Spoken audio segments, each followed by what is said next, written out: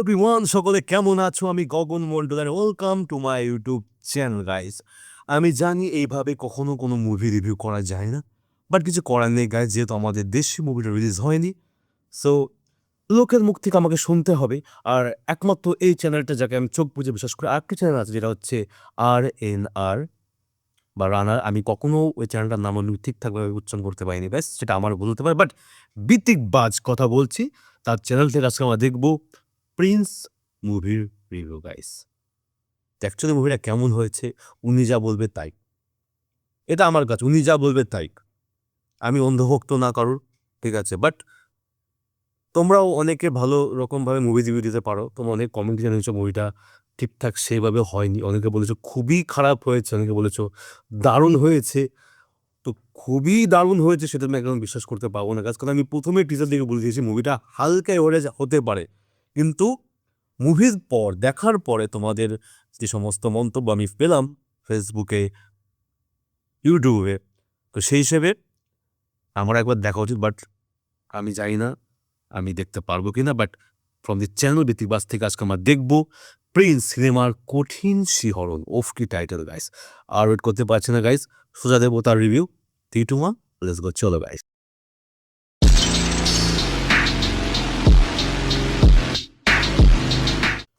চলো বন্ধু, শুরু করা যাক আজকের বিনোদন প্রিন্সের review. My name is Prince. আরে মোশাররফ ভাই, এইটা তো আপনার সিনেমা না, এইটা শাকিব খানের ছবি। প্রিন্স সিনেমাটির রিভিউ কোথা থেকে দিব, এ বিষয়ে কি বলবো কিছুই বুঝতেছি না, কারণ এমন একটা গল্প দেখছি ভাই, কাহানি বলতে পারেন তুফানের মতো একটা অ্যাকশন মাসালা খাওয়ার পর, তাণ্ডবের মতো একটা হাই ভোল্টেজ খাওয়ার পর, Welcome to the show. বরবাদের মতো একটি মাস্টারপিস খাওয়ার পর প্রিন্সের মতো একটি সিনেমা খাইলে বমি হওয়াটা তো স্বাভাবিকই। 2 মাসের মধ্যে মেগা স্টার শাকিব খানের সিনেমা বানাই ফেললে তো এমন হবেই। সোশ্যাল মিডিয়াতেও কিন্তু প্রিন্স সিনেমাটি নিয়ে নেটিজেনরা দিচ্ছে নেগেটিভ রিভিউ।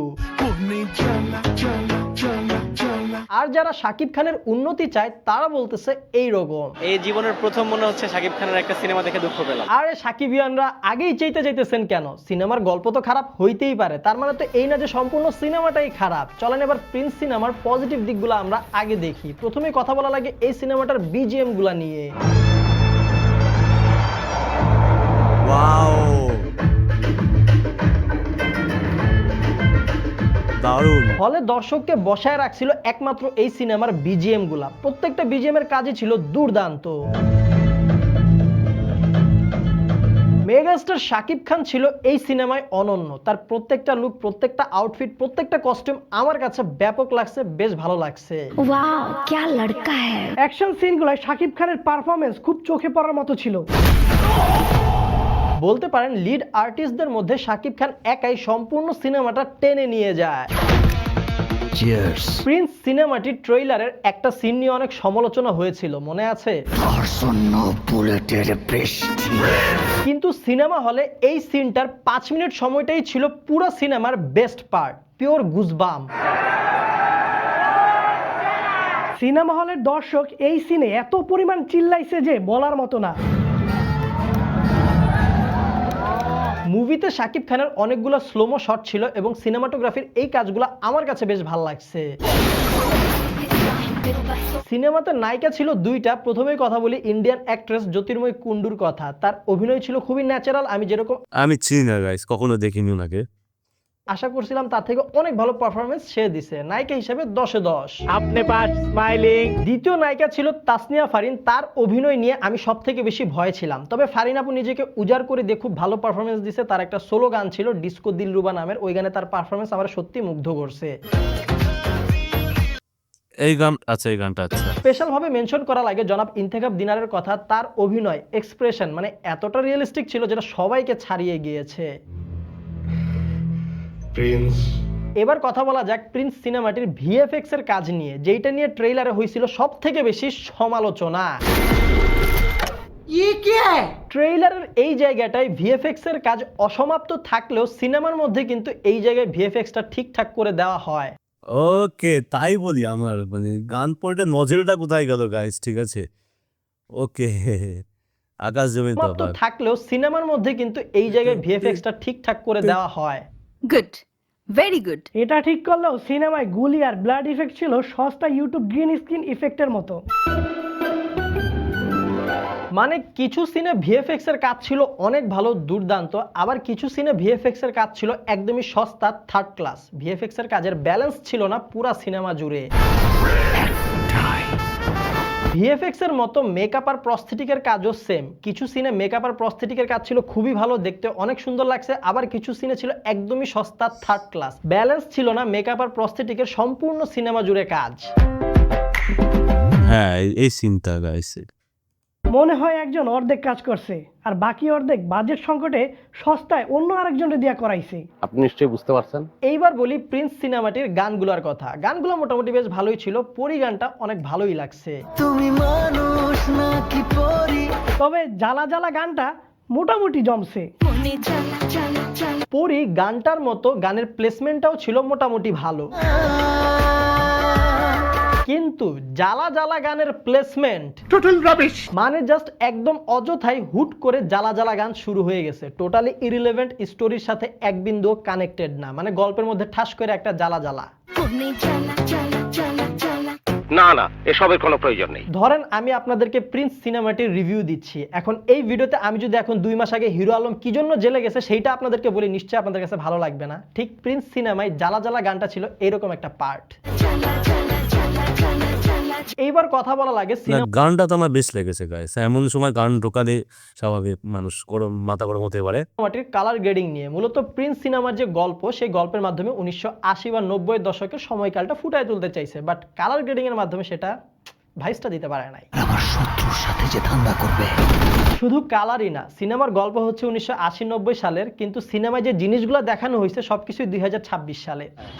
1990 সালে ওয়াইফাই রাউটার?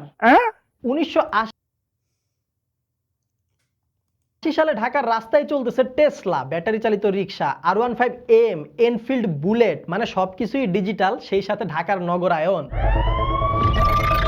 এবার তিনটা দিকের কথা বলবো, যেই তিনটা দিক থেকে প্রিন্স সিনেমাটিকে নষ্ট করা হয়েছে বা গলা টিপে মারা হয়েছে। প্রথমে বলা লাগে এই সিনেমাটার চিত্রনাট্যের কথা। যিনি চিত্রনাট্য করছেন, মানে আমাদের যে নায়িকা জ্যোতির্ময় কুণ্ডু, তার ক্যারেক্টারটা, তার অভিনয় ভাই দুর্দান্ত ছিল, সে খুব ভালো পারফরমেন্স দিছে, বাট তার ক্যারেক্টারটা করতেছে লুলামি, ক্রিঞ্জ অ্যাক্টিভিটি, লেম কাজ কাম।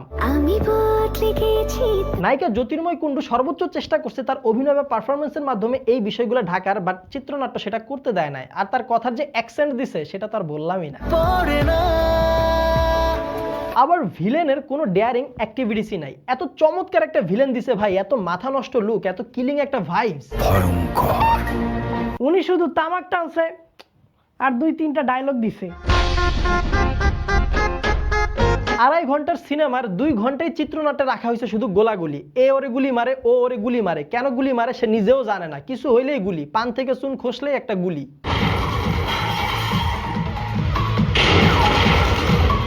দ্বিতীয় দিকে বলা লাগে সিনেমার গল্প, মানে কি গল্প দেখলাম। তবে সিনেমার ফার্স্ট হাফটা কিন্তু বেশ ভালোই ছিল, স্টোরি বিল্ড আপ হইতেছিল, একটা প্লট থেকে অন্য প্লটে যাইতেছিল, বেশ এনজয় করতেছিলাম। বাট সিনেমাটার সেকেন্ড হাফে আমার কাছে মনে হচ্ছে সবকিছু একদম তালগোল পেঁচায় ফেলছে। ফার্স্ট হাফের যে এক্সাইটমেন্টটা ছিল ওইটাও একদম নষ্ট হয়ে যায়, পাশাপাশি সিনেমাটার যে ফিনিশিং, মানে এই সিনেমাটার ফিনিশিং দেখে আমি জাস্ট শিহরিত।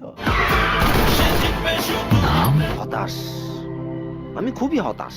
সেকেন্ড হাফে দেখা যায় যে এসএফ এর সদস্যরা একবার শাকিব খানের কাছে আসে, মাইর খাই চইলা যায়, আবার আসে, মাইর খাই চইলা যায়, এইভাবেই 3 থেকে 4 বার করে একই সাইকেল রিপিট হইতেছিল। আবার সিনেমাটিতে রাখা হয়েছে 2টা নায়িকা, কিন্তু এই সিনেমার গল্প একটাও নায়িকা চায় না। যেখানে সিনেমার গল্পই নায়িকা চায় না, সেখানে রাখা হয়েছে 2টা নায়িকা। অবশ্যই অন্যায় হয়েছে। জ্যোতির্ময় কুণ্ডু তাও মেইন নায়িকা, মানলাম, বুঝলাম, গল্পের মধ্যে প্রয়োজন হিসেবে তারে ঢুকায় দিছে, মানা যায়। বাট তাসনিয়া ফারিন তারে জাস্ট রাখছে হুদ্দায়, অযথা। মানে তাসনিয়া ফারিন যে কেন সিনেমা আছে সেটা সে নিজেও জানে না। আর তাসনিয়া ফারিনের সিনেমাতে কি ইম্প্যাক্ট পুরো সিনেমাতে আমি এটাই বুঝতে পারলাম না। অনেকগুলো সিনে এমন হয়েছে যে নায়িকা হিসেবে তাসনিয়া ফারিন যেহেতু আছে, তার তো একটু স্ক্রিন টাইম দেওয়া দরকার। দরকার, সেই জন্য হুদাই তারা গল্পের মধ্যে দেখাইতেছে, আর এই কাজগুলো কইরা সিনেমার গল্পটাকে মাঝে মধ্যে একটু স্লো বানায় ফেলতেছিল। আর সিনেমার ফিনিশিংটা হয়তো আমাদের মতো অনেকের কাছে একটু হজবরল বা আবল তাবল লাগছে। এই জন্য দেখা যায় আগে যখন শাকিব খানের সিনেমাগুলো আমরা দেখতাম, শেষে হলের দর্শকরা হই হুল্লার দিত বা হাততালি দিত, সিটি বাজাতো, এই সিনেমার শেষে আমরা হলের ভিতর এরকম কিছুই দেখতে পাই নাই।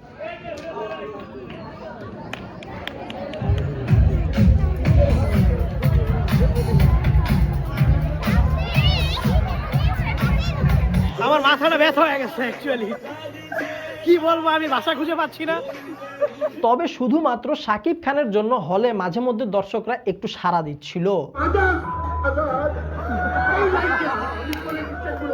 3 নম্বর পার্টে বলা লাগে এই সিনেমাটার ডিরেক্টরের কথা। এটাই শাকিব খানের সাথে তার প্রথম সিনেমা এবং হয়তো শেষ সিনেমা।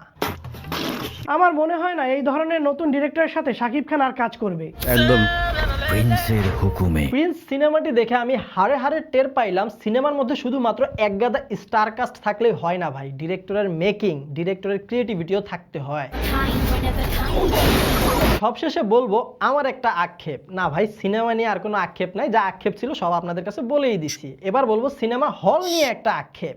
আপনি সব খুলে বলুন। সিনেপ্লেক্সে প্রিন্স সিনেমার কোনো শো ছাড়ে নাই, হয়তো ইন্টারনাল কোনো ঝামেলা, ডিস্ট্রিবিউটরের সাথে হল মালিকের সমস্যা থাকতেই পারে, তাই সিনেপ্লেক্সে প্রিন্স চলতেছে না। তাই আমরা চলে গেলাম ব্লকবাস্টারে সিনেমা দেখার জন্য, বাট যা দেখি 550 টাকার রেগুলার টিকিট সব হাউসফুল।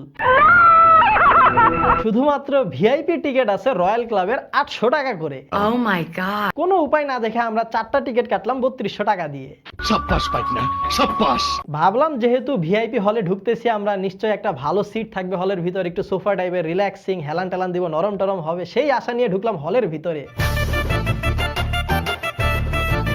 কিন্তু হলের ভিতর ঢুকে দেখি হলের চেয়ারের অবস্থা সিনেপ্লেক্সের 400 টাকার চেয়ারের অবস্থার মতোই, সেম টু সেম। মানে কি বলবো, না একটু পার্থক্য আছে, এই যে চেয়ারে হালকা একটু হেলান দেওয়া যায়। খুব উপকার হইল। শুধুমাত্র ভিআইপি নাম ব্যবহার করেই 400 টাকার টিকিট হয়ে গেছে 800 টাকা ব্লকবাস্টারে। রেগুলার সিনেমা দেখা আমি তাই এই দুঃখ বা হতাশা কই রাখবো, কারে বোঝাবো সেটাই বুঝতে পারলাম না। জীবনে এই ধরনের কাজ আর করবো না। So guys that's all today. আশা করছি ভিডিওটা আপনাদের কাছে ভালো লেগেছে এবং আপনাদের কাছে একটা অনেস্ট রিভিউ তুলে ধরার চেষ্টা করছি। এতে অনেক সাকিবিয়ানরা মন খারাপ করতে পারেন, বাট যেটা জেনুইন বিষয়, শাকিব খান এখন যে ফর্মে আছে তার যে একটা 2.0 এরা চলতেছে, তো এইটা যদি উনি ধরে রাখতে চায় অবশ্যই ওনাকে আগে যে কাজগুলো করছে সেটা থেকে আরো বেটার কোয়ালিটির কাজ করতে হবে। কারণ আমরা বরবাদ, তুফান, তাণ্ডব এই স্কেলের সিনেমা দেখে অভ্যস্ত হয়ে গিয়েছে এবং এখন এই জায়গায় এসে এরপরে যদি প্রিন্সের মতো একটু লো ক্যাটাগরির সিনেমা চলে আসে তাহলে এটা দর্শক হিসেবে বলেন, ভক্ত হিসেবে বলেন, সাকিবিয়ান হিসেবে বলেন, আমাদের সবার জন্য কিন্তু দুঃখজনক এবং হতাশাজনক। সো ভিডিওটা বেশি ভালো লাগলে আপনাদের মন থেকে, আপনাদের ভালোবাসা থেকে এই ভিডিওতে লাইক কমেন্ট শেয়ার করে দিন। আমাদের প্রথমবার দেখে থাকলে এখন চ্যানেলটা সাবস্ক্রাইব করুন, আর শুধু সাবস্ক্রাইব করলে হবে না, সাথে কিন্তু অবশ্যই অবশ্যই অবশ্যই পাশের ঘন্টাটাও বাজিয়ে দিবেন। দেখা হবে আপনাদের সাথে পরবর্তী ভিডিওতে। Till then stay well, stay awesome, bye. লাস্টে কি বললো? Till then stay well, stay awesome, bye. এটা প্লিজ আমাকে হালকা করে, কিন্তু দ্বিতীয়বারের ব্যাপারটা খুব ভালো লাগে যে সিধি বাত নো বকওয়াস, যেটা উনি ফিল করেছেন। এত উনি ফিল্ম রিভিউ, উনি নট অনলি শুধু ফিল্ম রিভিউ করেন, উনি অনেক কিছু রিভিউ করেন। দ্যাটস ওয়াই সংক্ষেপে শর্টকাটে মেরে দিল ব্যাপারটা। যে আমি একটা মুভি দেখতে গেছি, প্রচুর এক্সপেকটেশন, কিন্তু মনে আমার খুঁত ছিল যে মুভিটা টিজারে বা ট্রেলারে যে সমস্ত অঘটন ঘটিয়েছে মেবি মেন মুভিতে না দেখায় সে ব্যাপারটা, বা যে তাই মনে ক্ষোভ থাকে, খুঁত থাকে গাইজ, তাহলে বাকি খুঁত ধরার জায়গা গাইজ, ওখানে গিয়ে আমরা বাকিটা পেয়ে যাব। ব্যাপারটা প্রিন্সের সাথে সেমন হয়েছে, পুরো প্রথম মনটা নষ্ট হয়ে গিয়েছেই পিজা দেখতে গিয়ে গাইজ। কি বলতো আমি রাইট তো গাইজ? তোমরা ছিল আজকের মতো, আবার দেখাবেন নেক্সট এপিসোডে। ভালো থাকবে সবাই।